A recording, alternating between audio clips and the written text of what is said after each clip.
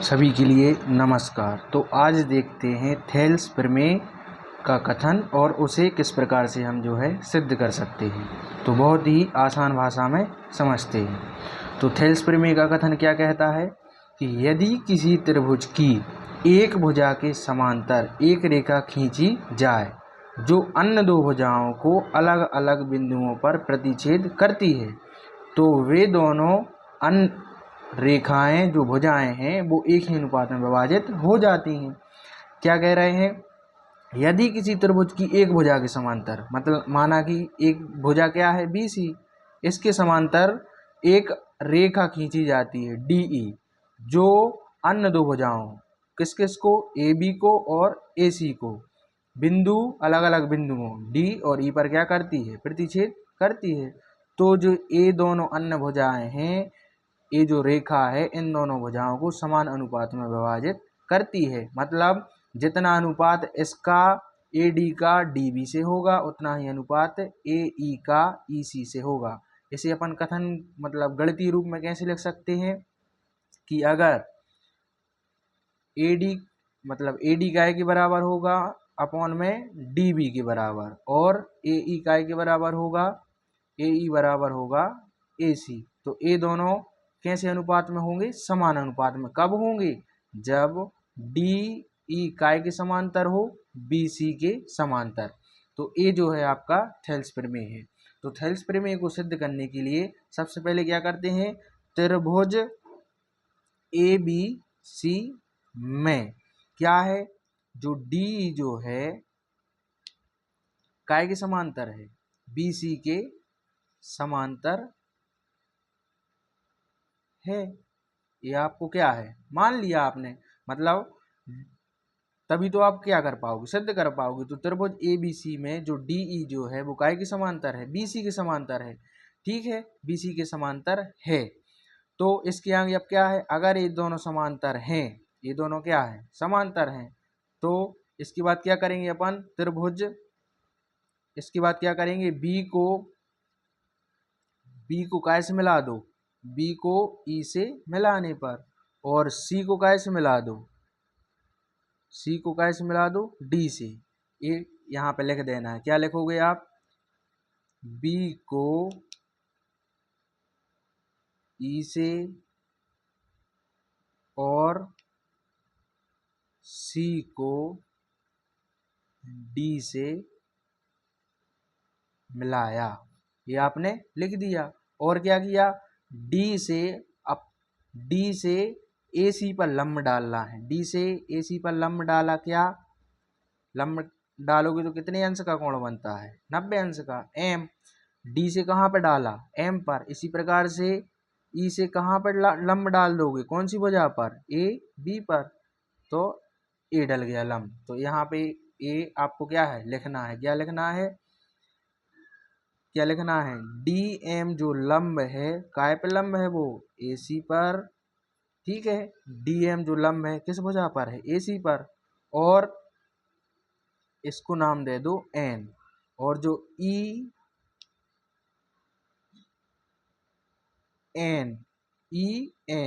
जो EN जो लंब है वो काय पे लंब है? वो आपका AB पर लंब है।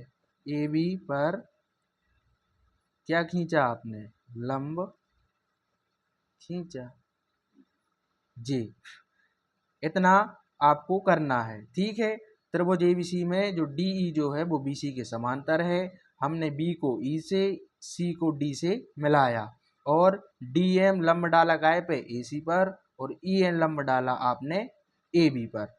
ठीक है, इसके बाद क्या करते हैं? इतना आपने कर लिया। अब क्या करते हैं?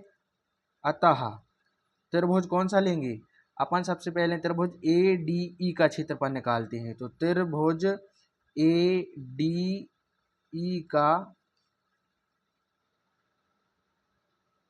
क्षेत्रफल, तो त्रिभुज के क्षेत्रफल का सूत्र क्या होता है? त्रिभुज का क्षेत्रफल होता है, कितना होता है? त्रिभुज का क्षेत्रफल कितना होगा? 1/2 आधार गुणित ऊंचाई। त्रिभुज का क्षेत्रफल होता है आधार गुणित ऊंचाई। तो 1/2। अगर हम इस त्रिभुज में देखें ADE में, तो इसका आधार क्या है? AD। क्या है आधार इसका? AD, क्योंकि आधार से ही तो उसकी लंबाई निकाली जाती है। तो ए क्या हो गई उसका?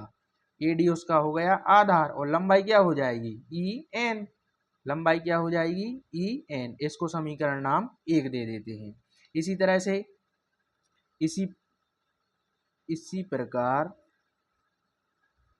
प्रकार अब कौन सा त्रिभुज लेना है? अब आपको त्रिभुज लेना है DBE।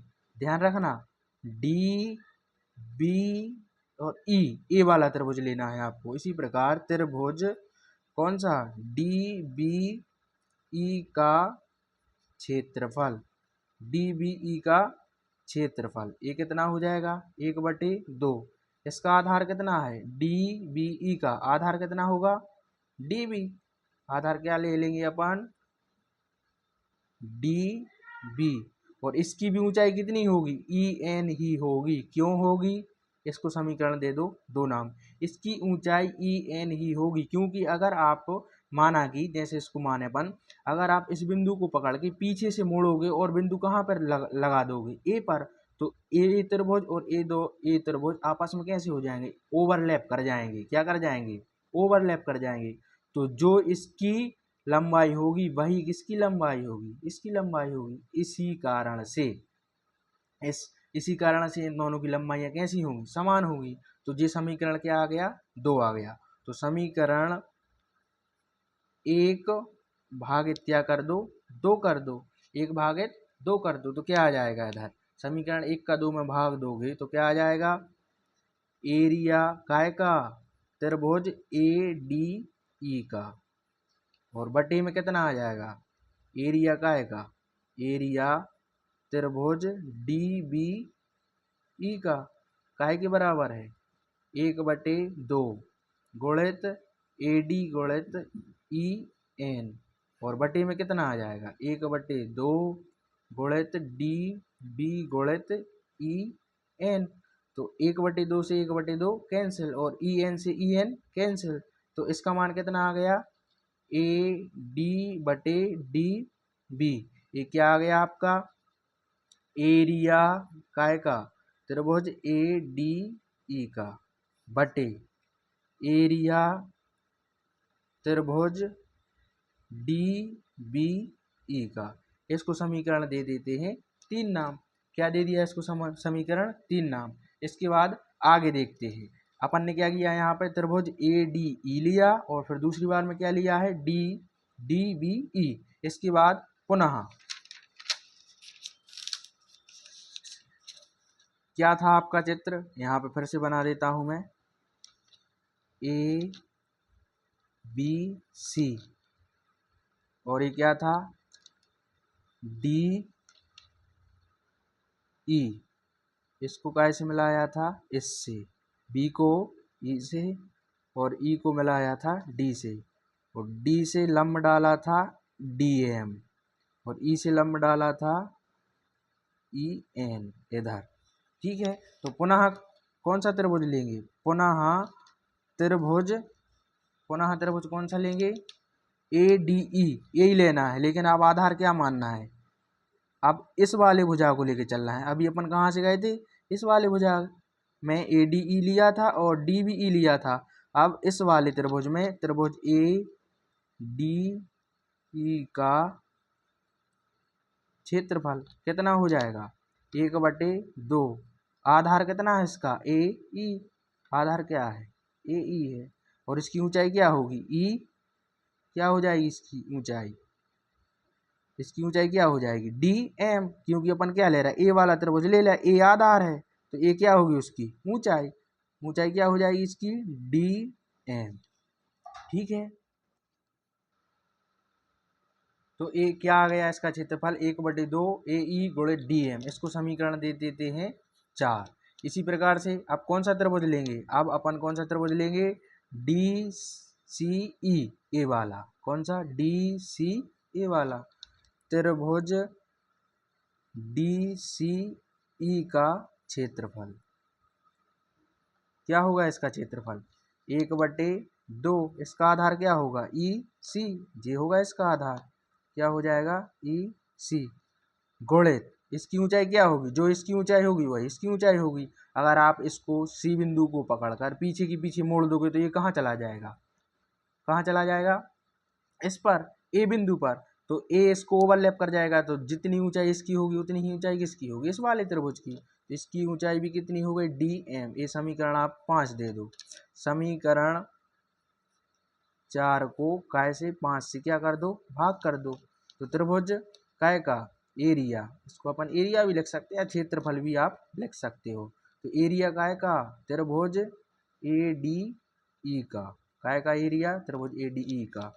और बटे में क्या आ जाएगा, त्रिभुज मतलब एरिया काय का, A R E A, area त्रिभुज डी सी ई का, डी सी ई का। तो ये दोनों क्या हो जाएंगे, इस प्रकार से हम अपन इनको लिख देते हैं, डी एम बटे 1/2 गुणित ई सी गुणित डी एम। तो 1/2 से 1/2 क्या हो गया, कैंसिल, और डी एम से डी एम कैंसिल हो गया। तो ये कितना आ गया, एरिया काय का, त्रिभुज ए डी ई का बटे एरिया त्रिभुज डी सी ई का, कितना आ गया, ए ई बटे ई सी। इसको क्या दे दूँ, समीकरण 6, क्या दे दिया आपने, समीकरण 6। अब देखते हैं क्या दिया था, इस वाले पेज में क्या दिया था आपको, area of A D E बटे area of D B E बराबर कितना, A D upon D B. और यहाँ पे क्या दिया है आपको, त्रिभुज area of A D E और area of D C E. तो यहाँ पे ए डी ई है, ठीक है, और यहाँ पे भी ए डी ई है, क्या है, ए डी ई। यहाँ पे क्या है, डी बी ई, क्या है यहाँ पे, यहाँ पे क्या है आपका, यहाँ पे क्या है, डी बी ई, यहाँ पे क्या है, ए डी ई, और यहाँ पे क्या है, डी बी ई। और यहाँ पे भी क्या है, ऊपर ए डी ई, और नीचे क्या है, डी सी ए।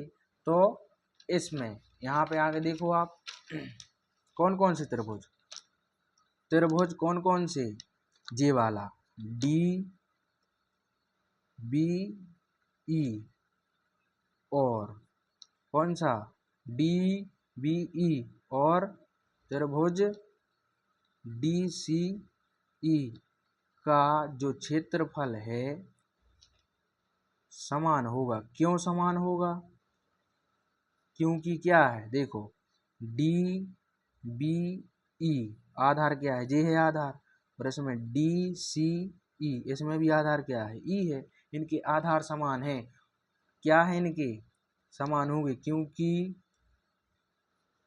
इनके आधार क्या हैं, समान हैं। और ये दोनों त्रिभुज कैसे हैं, और ये दोनों त्रिभुज समांतर, दो समांतर रेखाओं के बीच में बनते हैं, दो समांतर रेखाओं के बीच में बनते हैं, ठीक है। इसलिए क्या हो जाएगा, एरिया ऑफ काय का, त्रिभुज डी सी ई का काय के बराबर होगा area of D B E के। इतना समझ में आ गया। तो यहाँ पे अपन डी सी ई की जगह पे क्या रख सकते हैं, डी बी ई। तो ये क्या हो जाएगा, इसको क्या लिख सकते हैं, एरिया काय का, त्रिभुज ए डी ई का, और बटे में क्या आ जाएगा, एरिया ऑफ डी त्रिभुज डी बी ई का बराबर कितना है, ए ई बटे ई सी। इसको माना कि समीकरण 7 दे देते हैं। तो समीकरण कौन कौन से, देखो इस साइड समीकरण 3 से, और समीकरण कौन से, समीकरण 3 से और समीकरण 7 से क्या हो जाएगा, यहाँ पे भी ये वाली जो कंडीशन है यहाँ पे और यहाँ पे, ये दोनों कैसी हैं, बराबर हैं। तो इनके अगर जे वाली साइड बराबर है तो इन दोनों की जा वाली साइड भी क्या होगी, क्या हो जाएगी, जे भी आपस में क्या हो जाएगी, बराबर। तो यहाँ पे लिख देना समीकरण 3 और कैसे 7 से ये दोनों बराबर होंगी तो वे दोनों भी तो बराबर होंगी। तो क्या है, वो वाली साइड क्या थी आपकी, ए डी बटे डी बी, क्या थी, ए डी बटे डी बी। तो क्या लिख दोगे आप यहाँ पे, ए डी बटे डी बी, और ए वाली साइड क्या है, ए ई बटे ई सी। यही तो आपको क्या करना था, सिद्ध करना था। यही क्या है, थेल्स प्रमेय, थेल्स प्रमेय है। इसे ही क्या कहा जाता है, इसे ही थेल्स प्रमेय का ही दूसरा नाम है आधारभूत समानुपातिकता प्रमेय। इसी को आधारभूत समानुपातिकता प्रमेय भी कहा जाता है। ठीक है, तो इसके बाद मिलते हैं अगले वीडियो में। इसको आप एक बार और देख लेना, एक बार मैं अच्छे से आपको बता देता हूँ। इसको आप एक बार अच्छे से देख लेना, समझ में आ जाएगा। देख लीजिए, आप स्क्रीनशॉट भी इसका ले सकते हैं।